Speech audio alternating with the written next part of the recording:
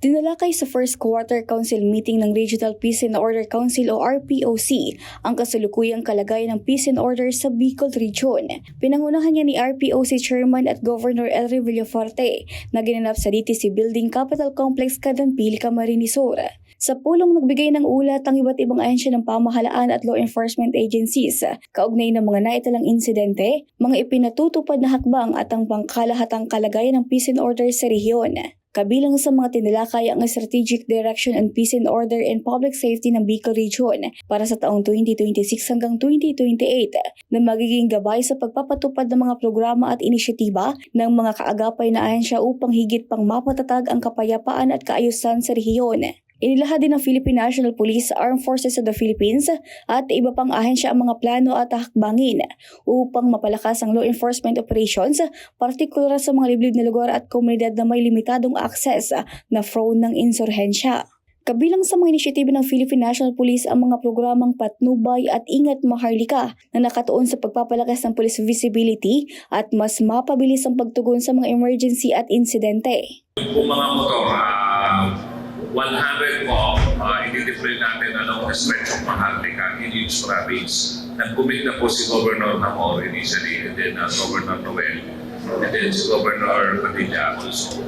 And recently, in-announce ni RPOC na 100 din. So, in essence, we will be able to secure the stretch of Maharlika with those motorcycles. Tatauhan po ng 100 na pulisyo, 95 na patrolling personnel, and 5 supervisory.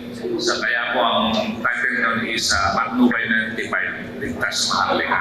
So 24 hours po yun, itatakbo, both streams po, palabas at papasok. Why naisip po natin yung project na yun? Kasi po yung mga police stations natin nasa looban po.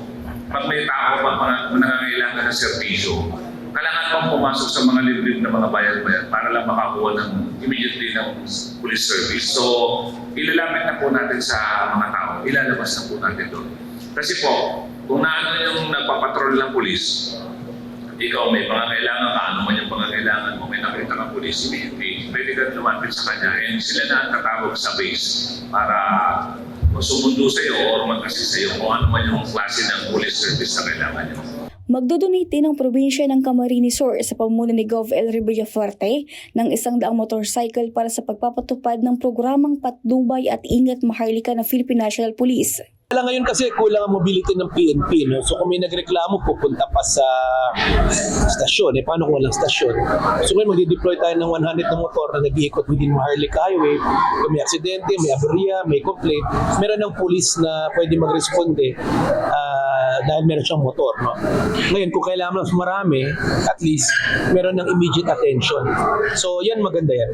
Maliban sa PNP, tinutukan rin ng logistics ng iba pang law enforcement agencies sa rehiyon upang mapalawak ang kanilang kakayahan sa pagpapatupad ng mga operasyon kaugnay ng peace and order. The province will also be donating as part of the transportation logistics ng 9IT. Under the Camarines Sur, we will be giving them vehicles for their operation as part of the support for peace and order. Tinalakay rin sa pulong ang mga hakbang para sa mas maayos na connectivity at komunikasyon sa mga lugar na may limitadong signal at internet access na mahalaga sa mas mabilis na koordinasyon ng mga ahensya sa panahon ng mga emergency. Pag may connectivity, also helps peace and order Yeah. At may accident, yun nga po nangyari.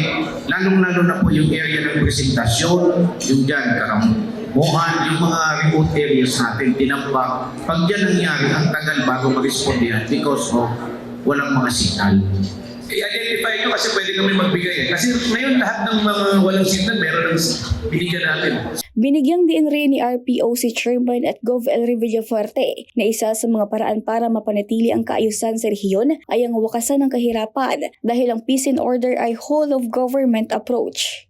Ini-involve po natin ang mga ahensya ng gobyerno, hindi lang PNP, hindi Army, na palagi ako naniniwala na kung gusto nating maayos ang seguridad, peace, order, dapat bawasan ang kahirapan. No? So, inihingi natin sa DSWD, sa DepEd, ano bang mga eskwelahan na kailangan ng patayo, kalsada, na alam mo ang peace and order dapat whole of government approach Hindi lang gagamitin sa puwersa, seguridad. So, yan ang ginagawa natin as chairman.